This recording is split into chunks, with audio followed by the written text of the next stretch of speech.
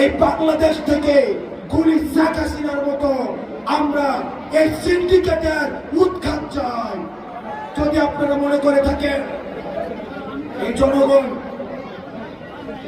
এই দ্রব্যমূল্যের ঊর্ধ্বগতি, দুর্নীতি, সিন্ডিকেট এই বিষয়গুলিকে সহজভাবে নেবেন, আমরা অন্তর্বর্তীকালীন সরকারের কাছে আহ্বান জানাবো দ্রুততম সময়ের মধ্যে কঠোর হস্তে এই সিন্ডিকেট এবং বাজার ব্যবস্থা নিয়ন্ত্রণ করুন। প্রিয় দেশবাসী, প্রিয় ফরিদপুরবাসী, আপনারা দক্ষিণবঙ্গের একটা দুর্গ হিসেবে আপনারা কাজ করেন। এতদিন পর্যন্ত ধরে নেওয়া হতো ফরিদপুর হচ্ছে আওয়ামী লীগের ঘাটে, কিন্তু আমরা দেখেছি ফরিদপুর হচ্ছে অন্যায়ের প্রশ্নে, নীতির প্রশ্নে কখনোই আপোষ করে না।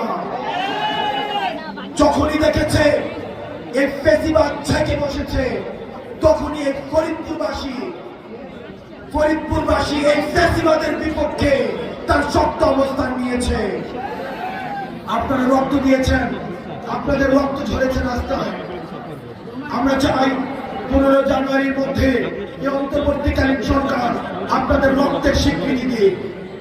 এই 15 জানুয়ারির মধ্যে এই অন্তর্বর্তীকালীন সরকার গুলি হাসিনার বিচারের স্পষ্ট একটি বার্তা দিয়ে এই অন্তর্বর্তীকালীন সরকার 15 জানুয়ারির মধ্যে আপনারা যে কারণে রাস্তায় নেমে এসেছিলেন একটি পরিবর্তী বাংলাদেশ গড়ার জন্য, একটি ফ্যাসিবাদ মুক্ত বাংলাদেশ গড়ার জন্য, এই প্রক্লেমেশন অফ রিভলিউশনে সেটির জন আকাঙ্ক্ষার প্রতিফলন করুন।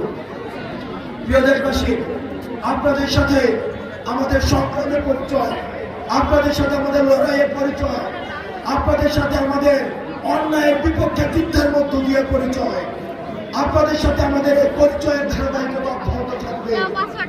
আপনাদের সাথে আমাদের সবসময় দেখা হবে এবং পরবর্তী বাংলাদেশ বিনির্মাণে অবশ্যই আমরা তরুণ প্রজন্ম আমরা একসাথে কাজ করব। আমরা সবাই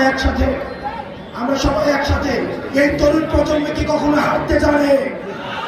এই তরুণ প্রজন্ম কি মাথা নত করতে জানে? এই তরুণ প্রজন্ম কি কখনোই তার মেয়ের জন্য বিক্রি করতে জানে?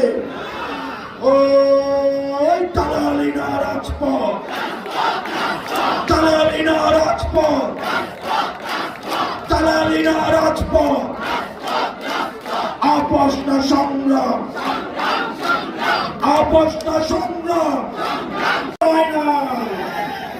আপনারা জানেন 2014, 18 এবং 24-এ যেভাবে নির্বাচনে কারচুপি করা হয়েছে।